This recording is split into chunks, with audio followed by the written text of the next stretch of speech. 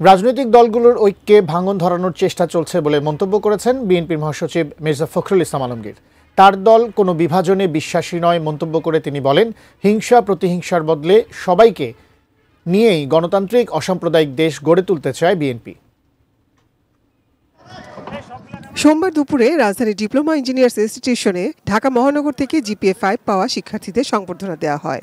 এতে প্রধান অতিথির বক্তব্যে বিএনপির মহাসচিব মির্জা ফখরুল ইসলাম আলমগীর শিক্ষা সুষ্ঠুনীতি তৈরি করতে না পারার জন্য রাজনীতিবিদ এবং আমলাদের দায়ী করেন। আমাদের দেশের শিক্ষা ব্যবস্থা সেই রকম তো নয়, বরঞ্চ অত্যন্ত নিম্নমানের। এর জন্য দায়ী রাজনীতিবিদরাই, এর জন্য দায়ী আমরাই। বিজলি কেবলসের স্কিন কোটেড ইনসুলেশন আগুন প্রতিরোধী। বিজলি কেবলস, নিরাপদ আজীবন। এত বড় অভ্যুত্থানের পরও দেশ ঠিকমতো চলছে না মন্তব্য করে বিএনপি মহাসচিব বলেন, রাজনৈতিক দলগুলো ঐক্য হারিয়ে ফেলছে।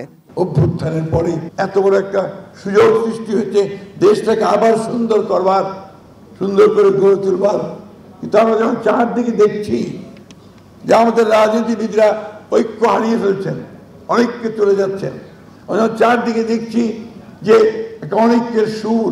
এদিকে সন্ধ্যায় গুলশানে দলের চেয়ারপারসনের কার্যালয়ে বিএনপিতে সনাতন ধর্মাবলম্বী অর্ধশত মানুষের যোগদান অনুষ্ঠানে মির্জা ফখরুল বলেন, ৭১কে নিয়ে কোনো রাজনৈতিক দল এখনো ষড়যন্ত্র করছে।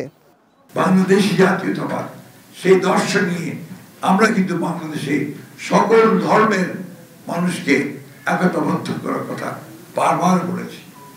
আমাদের যে ১৯৭১ সালের সাহিত্য যুদ্ধে আমরা যে দেশ তৈরি করেছি, তার যে ঐক্য সৃষ্টি করেছি, ২৪-এর এই বিপ্লবে যে ঐক্য সৃষ্টি করেছি, সে ঐক্যের মধ্যে ভাঙন ধরাতে চায়, বিভিন্ন রকম কথা বলে, বিভিন্ন রকম কর্ম করে ভাঙন ধরাতে চায়। আমরা অত্যন্ত সচেতনভাবে এই ভাঙনের বিপক্ষে। দেশে নানা ধরনের চক্রান্ত চলছে অভিযোগ করে বৃহত্তর স্বার্থে দেশে সবাইকে ঐক্যবদ্ধ হওয়ার আহ্বান জানান বিএনপি মহাসচিব। বিভিন্ন কথা বলছি, এখন আমাদের দল কষাকষি করছি, এখন আমাদের স্বার্থগুলো সামনে এসে গেছে, কোনটাকে মেনে নেবো কোনটাকে মেনে নেবো না, তাই না?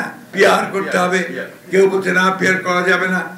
আমরা ওই সমস্ত মধ্যে যেতে চাই না। নতুন একটা বাংলাদেশের স্বপ্ন দেখে আমরা নতুন বাংলাদেশে আবির্ভূত হলাম, সেই বাংলাদেশকে আমরা নির্মাণ করতে চাই। এখানে নাজিয়া আফরিন, এটি নিউজ, ঢাকা।